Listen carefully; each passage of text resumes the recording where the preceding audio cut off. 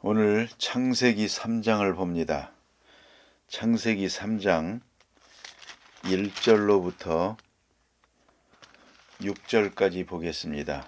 창세기 3장 1절로 6절 다 함께 봉독합니다. 그런데 뱀은 여호와 하나님이 지으신 들짐승 중에 가장 간교하니라. 뱀이 여자에게 물어 이르되 하나님이 참으로 너희에게 동산 모든 나무의 열매를 먹지 말라 하시더냐. 여자가 뱀에게 말하되 동산 나무의 열매를 우리가 먹을 수 있으나 동산 중앙에 있는 나무의 열매는 하나님의 말씀에 너희는 먹지도 말고 만지지도 말라 너희가 죽을까 하노라 하셨느니라. 뱀이 여자에게 이르되 너희가 결코 죽지 아니하리라. 너희가 그것을 먹는 날에는 너희 눈이 밝아져 하나님과 같이 되어 선악을 알 줄 하나님이 아심이니라. 여자가 그 나무를 본즉 먹음직도 하고 보암직도 하고 지혜롭게 할 만큼 탐스럽기도 한 나무인지라. 여자가 그 열매를 따먹고 자기와 함께 있는 남편에게도 주매 그도 먹은지라. 아멘.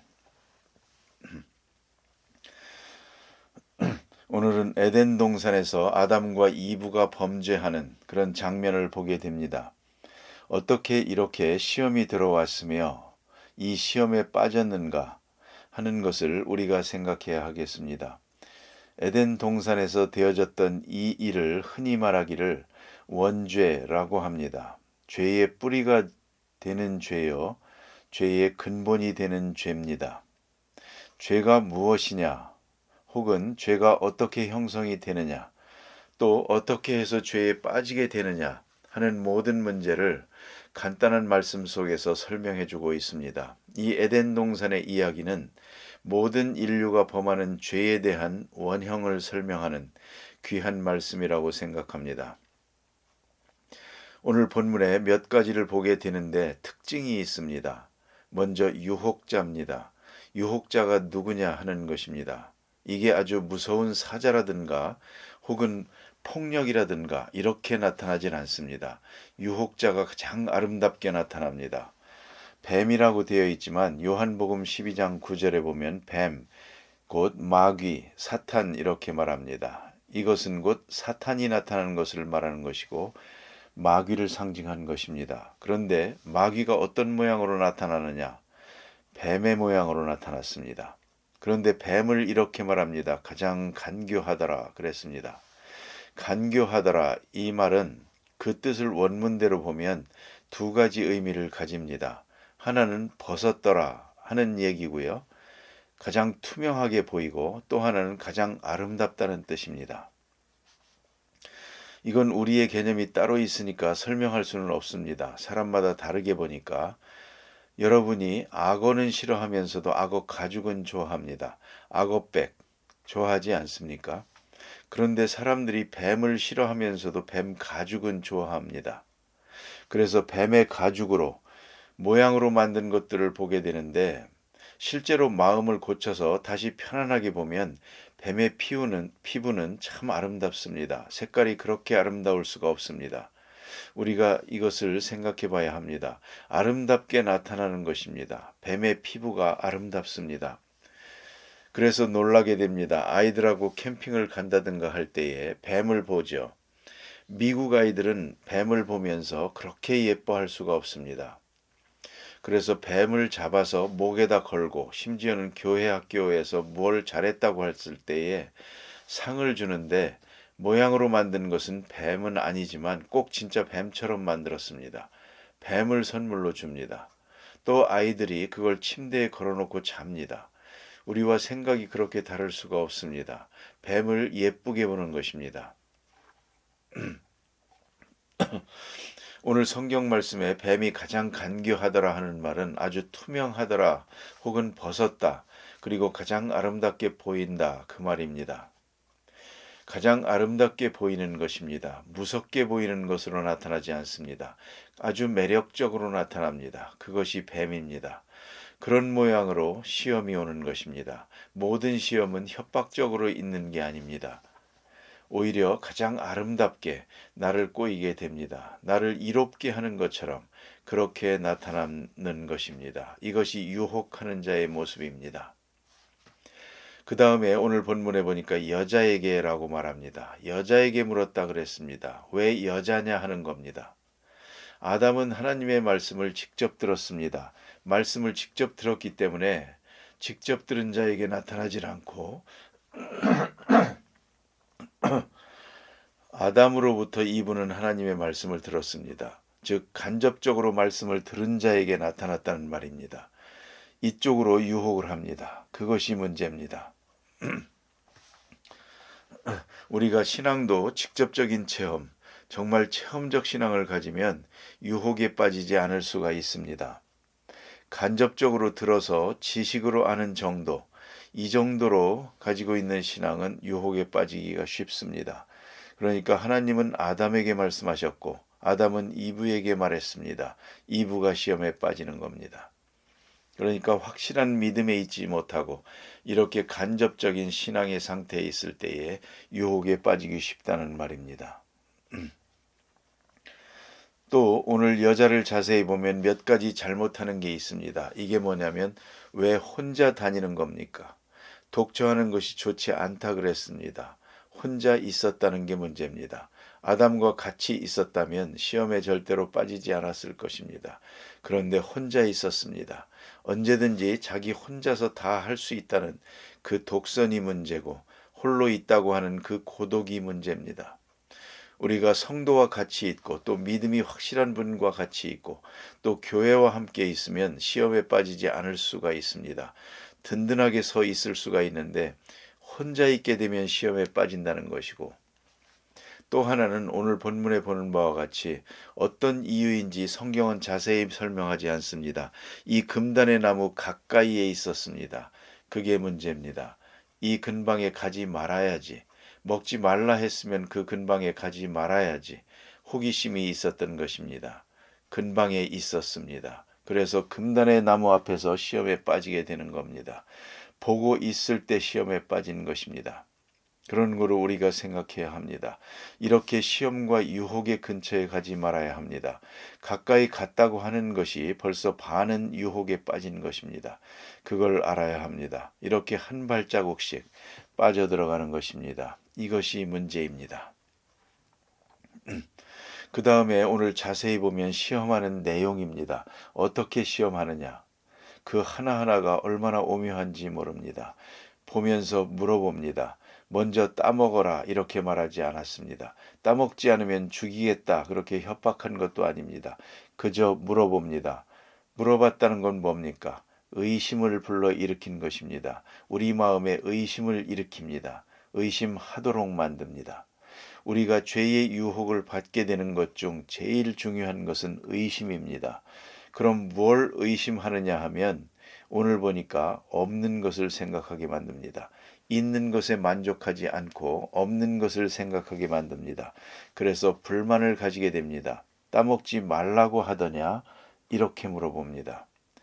내 대답을 스스로 유도합니다. 그래, 다 먹으라고 했지만 먹지 말라고 한 것이 있다. 그걸 생각하게 만드는 겁니다. 먹으라 한 것만 생각했으면 얼마나 좋겠습니까? 그런데 먹지 말라 한 그 부분을 생각하게 만듭니다. 먹을 수 있는 것을 생각하지 않고 먹을 수 없는 그 부분을 집중적으로 생각하게 만듭니다. 이것이 불만을 일으킵니다. 하나님을 원망하게 되고 하나님과 인간의 사이를 멀게 만든다는 것입니다.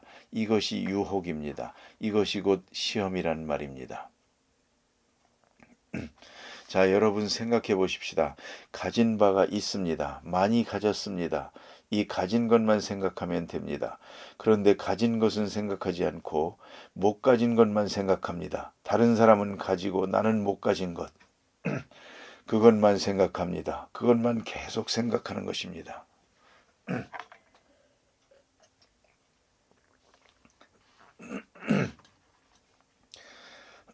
그러면 시험에 빠지게 됩니다. 이렇게 유혹을 한다는 말입니다. 할 수 있는 일이 얼마나 많습니까? 그것을 열심히 하면 되는데 할 수 없는 것만 생각합니다.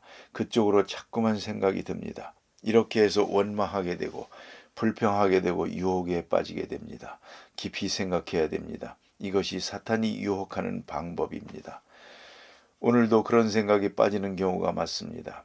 자기가 가진 게 많습니다. 그만하면 많이 가졌습니다. 그런데 요게 없다 그렇게 생각을 합니다. 없는 것만 자꾸 생각을 합니다. 성경에 보면 아합이라는 왕이 있습니다. 그가 왕입니다. 다 가졌습니다. 뭐든지 마음대로 할 수가 있습니다. 그런데 딱 못 가진 게 하나 있습니다. 왕궁 가까이에 있는 나봇의 포도원입니다. 그것까지 가졌으면 참 좋겠는데 이것 때문에 며칠 동안 밥을 안 먹습니다. 참 시시한 왕입니다. 그러니까 이세벨이 와가지고 왕이여 왜 고민하십니까? 그 나봇의 포도원이 가지고 싶은데 그놈이 안 판답니다. 조상 때부터 물려받은 거라고 해서 안 팔겠답니다. 속상해하니까 그럼 내가 해결해 주겠어요 하고 이세벨이 사람을 시켜서 나봇을 죽여버립니다. 그리고 포도원 이제 가지세요 하고 줍니다.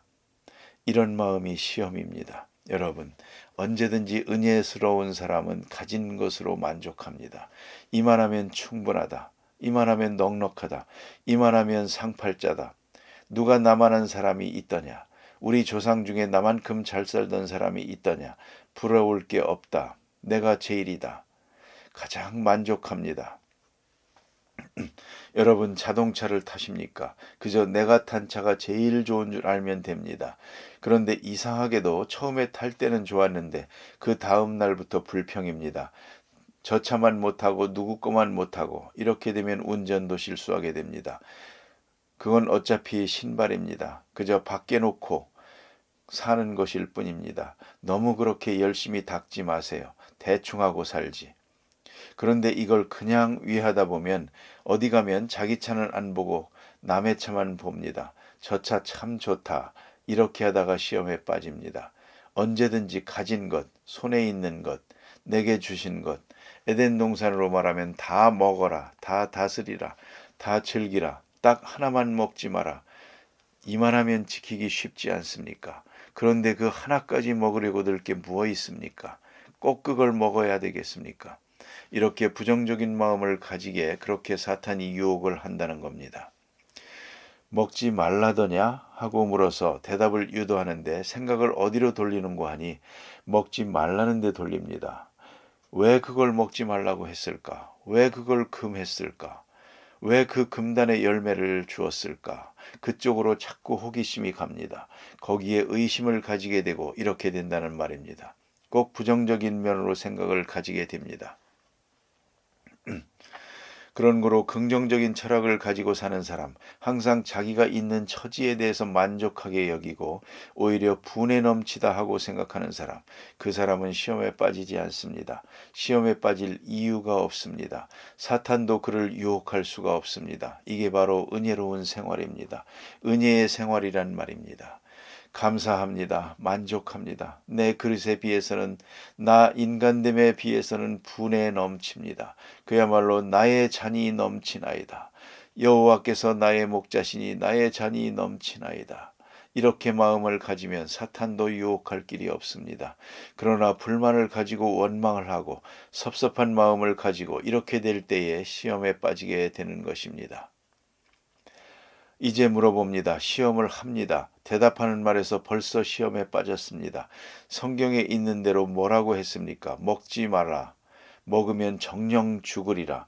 반드시 죽으리라 그랬습니다. You will surely die.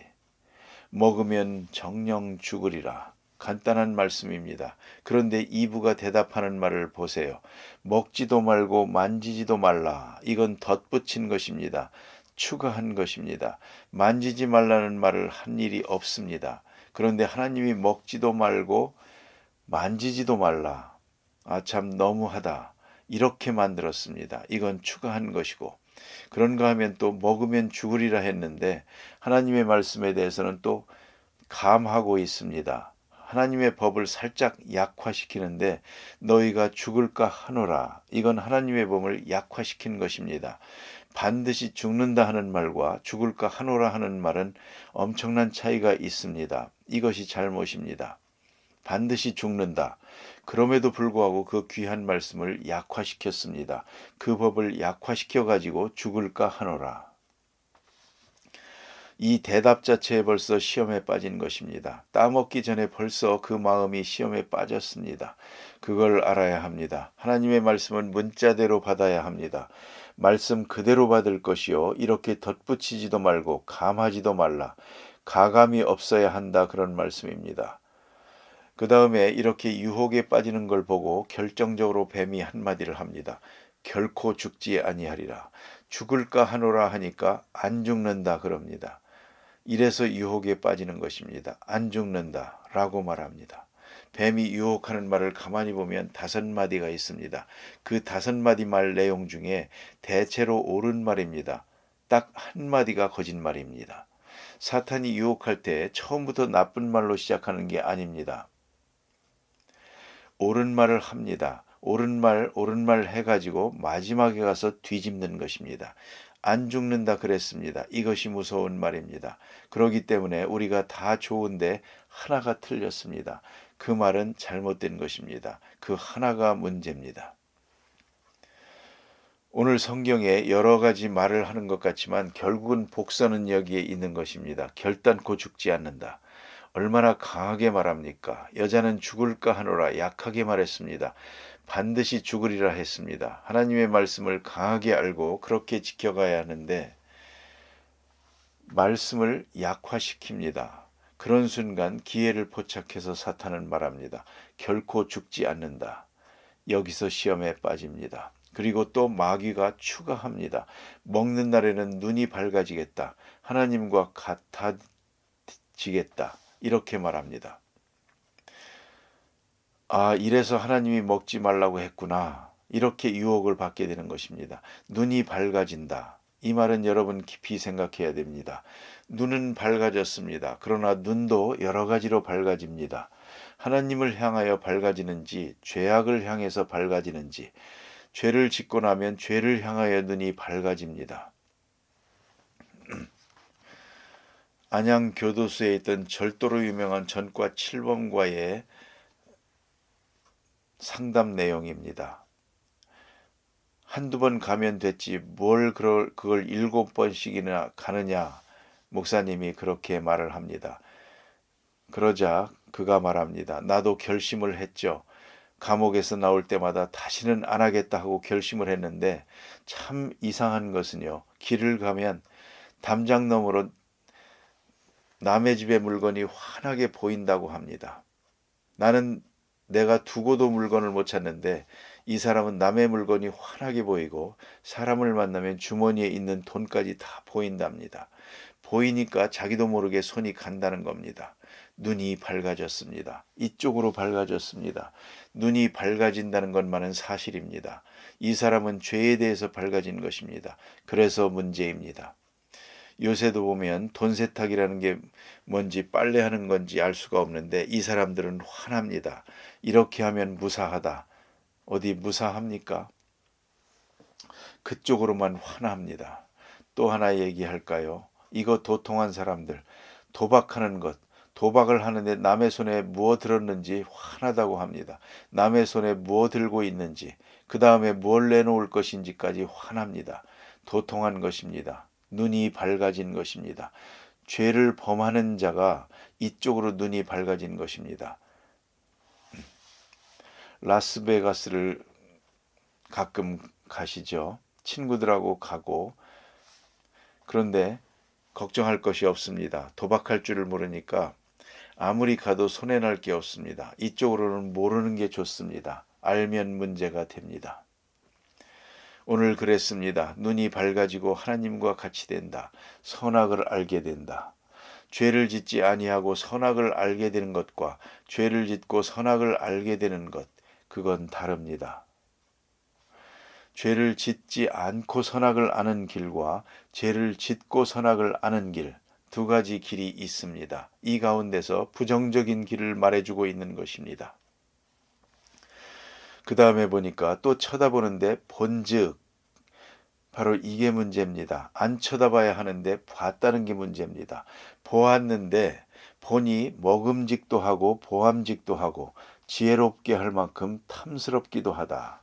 이게 문제입니다. 이렇게 보기 시작하면 끝난 것입니다. 이렇게 보는 동안에 끌려가서 소리 없이 따먹고 남편에게도 준 것입니다. 둘 다 먹었습니다. 이것이 범죄로 가는 길입니다. 기도하십시다.